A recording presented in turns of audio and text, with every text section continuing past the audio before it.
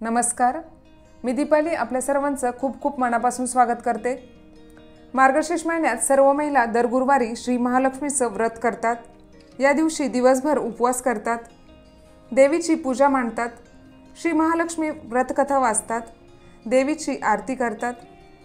हे व्रत केल्यामुळे आपल्या घरामध्ये सुख शांती नांदते, आपल्यावरती श्री महालक्ष्मीची कृपा होते, आपल्याला धनधान्य, संपत्ती आणि ऐश्वर्य यांचा लाभ होतो। या व्हिडिओमध्ये मी तुम्हाला हे महालक्ष्मी व्रत कसं करायचं ते सांगणार आहे। महालक्ष्मी मातेची यथासांग पूजा कशी करायची हे दाखवणार आहे।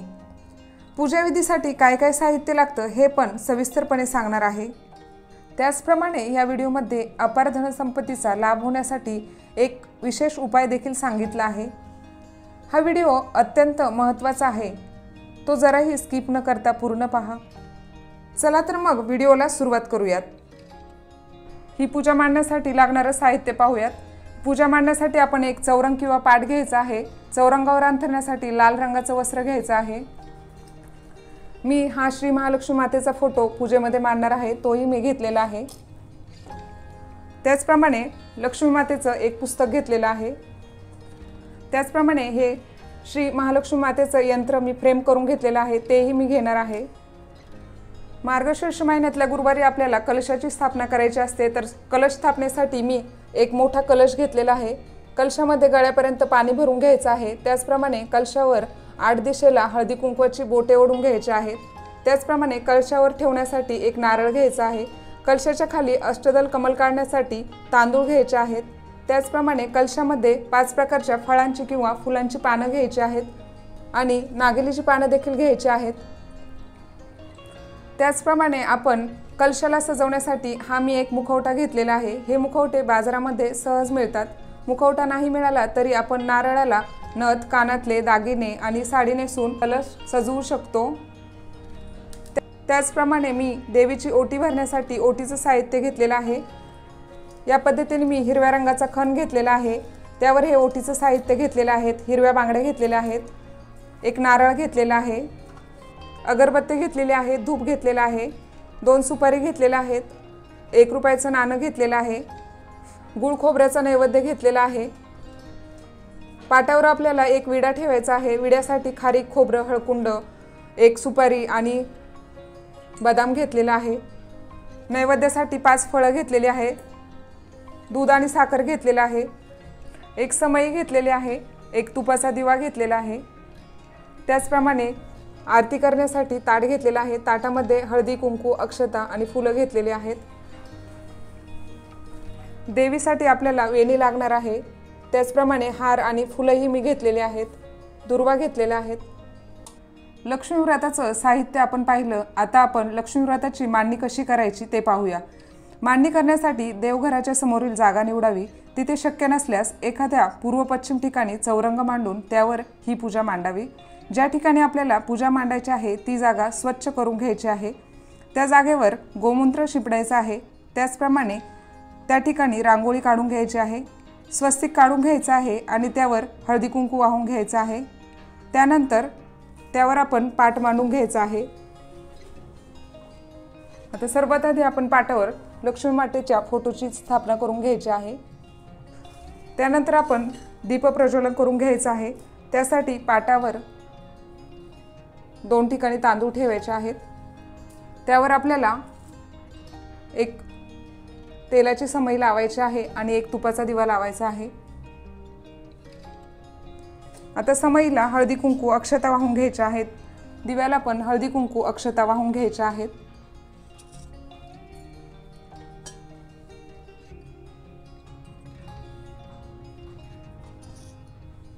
फूल वाहून घ्यायचं आहे।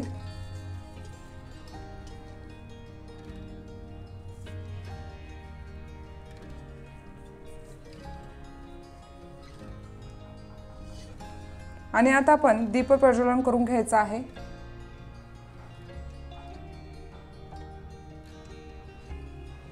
आता पाटावरती आपण गणपती बाप्पांची स्थापना करणार आहोत। गणपती बाप्पांची स्थापना करण्यासाठी पाटावरती 2 विड्याची पाने ठेवायची आहेत। पाटावरती थोडेसे तांदूळ, 1 पैसा आणि एक सुपारी ठेवायची आहे।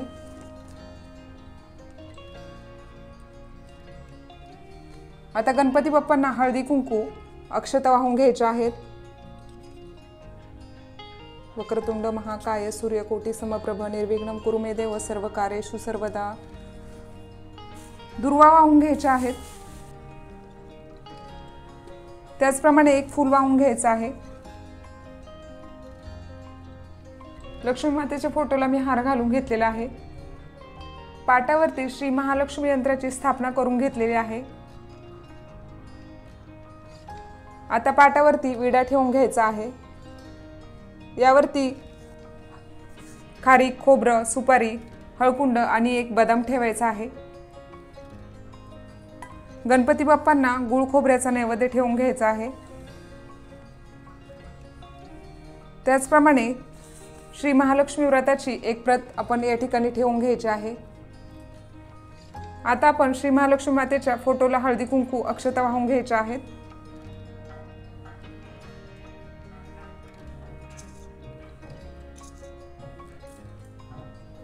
एक फूल वाहून घ्यायचं आहे। श्री महालक्ष्मी यंत्राला हळदी कुंकू अक्षता वाहून एक फूल वाहून घ्यायचं आहे।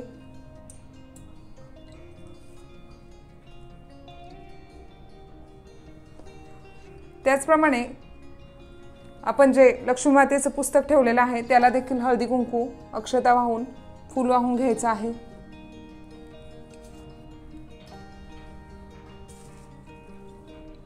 ओम श्री लक्ष्मी माते नमः। आता आपण पाटावरती कलशाची स्थापना करायची आहे। त्यासाठी थोडेसे तांदूळ घ्यायचे आहे आणि त्याचं अष्टदल कमळ काढून घ्यायचं आहे।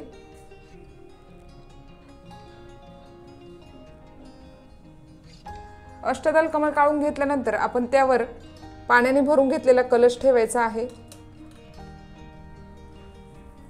कलशाच्या गळ्याला लाल पिवळ्या रंगाचा धागा बांधून घ्यायचा आहे।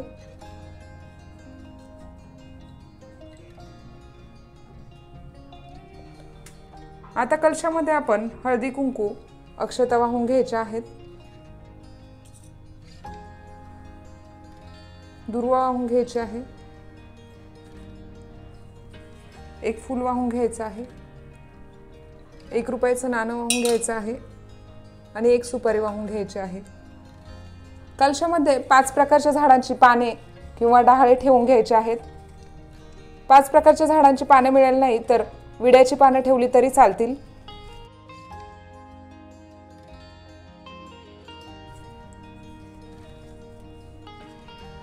आणि त्यावरती नारळ ठेवून घ्यायचा आहे।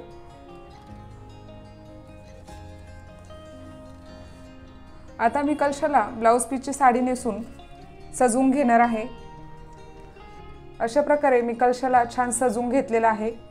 कलशाला साडी नेसून घेतलेली आहे। त्याचप्रमाणे मुखवटा घातलेला आहे, दागिने देखील घातले आहेत आणि कलशाला वेणी घालून घेतलेली आहे। आता कलशाला हळदी कुंकू आणि अक्षता वाहून घ्यायच्या आहेत।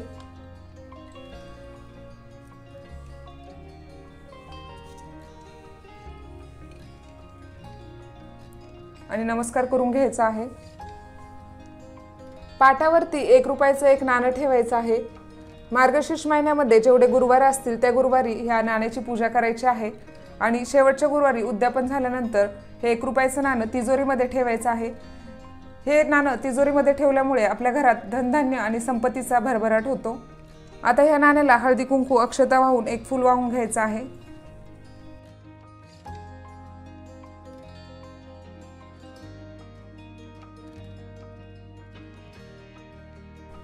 देवीची खणनारळाने ओटी भरून घ्यायची आहे।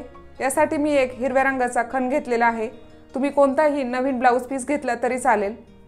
आता यावरती आपण ओटीचं सामान ठेवायचं आहे। हिरव्या बांगड्या, नारळ ठेवायचा आहे, थोडेसे तांदूळ ठेवायचे आहेत।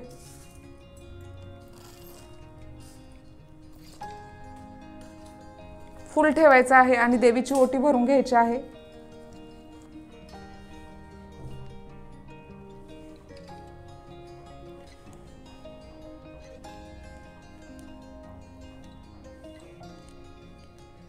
आणि ओटी देवीसमोर ठेवून द्यायची आहे। आता नारळाला हळदी कुंकू अक्षता व्हायच्या आहेत।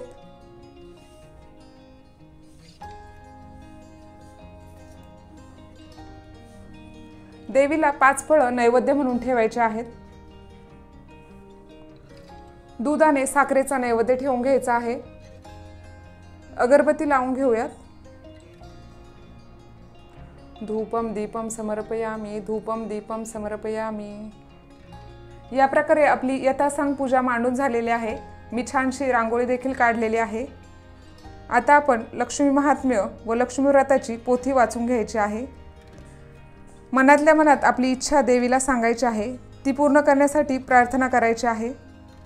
लक्ष्मी महात्म्य व लक्ष्मी व्रताची पोथी वाचून झाल्यानंतर आरती करून घ्यायची आहे। निरांजन लावून देवीला ओवाळून घ्यायचं आहे आणि देवीची आरती म्हणायची आहे। जय देवी श्री लक्ष्मी माते, प्रसन्न होऊन आता वरदे आम्हाते।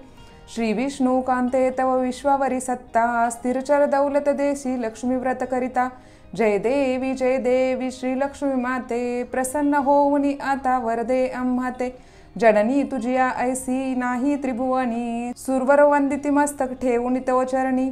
जय देवी श्री लक्ष्मी माते, प्रसन्न होऊन आता वरदे आम्हाते। कृपा प्रसादे तुझ्या लाभे सुख शांती, चिंता क्लेशही जाते नुरते आपत्ती। जय देवी श्री लक्ष्मी माते, प्रसन्न होऊन आता वरदे आम्हाते। वैभव ऐश्वर्याचे आणि अपार द्रव्याचे, देसी दान दयाळे सदैव सौख्याचे। जय देवी श्री लक्ष्मी माते, प्रसन्न होऊन आता वरदे आम्हाते। यास्तव मिलिंद माधव आरती ओवाळी, प्रेमे भक्ती भावे लोटांगण घाली।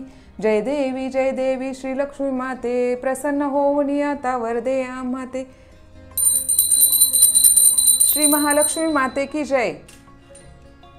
आरती झाल्यानंतर लक्ष्मी मातेला वंदन करून साष्टांग नमस्कार करायचा आहे। आता आपला सकाळचा सर्व पूजाविधी पार पडलेला आहे। शक्य असल्यास ही पूजा सकाळीच मांडायची आहे, त्यामुळे दिवसभर घरामध्ये प्रसन्न वातावरण राहतं। आपण दिवसभर उपवास करायचा आहे आणि दूध फळांचा आहार घ्यायचा आहे।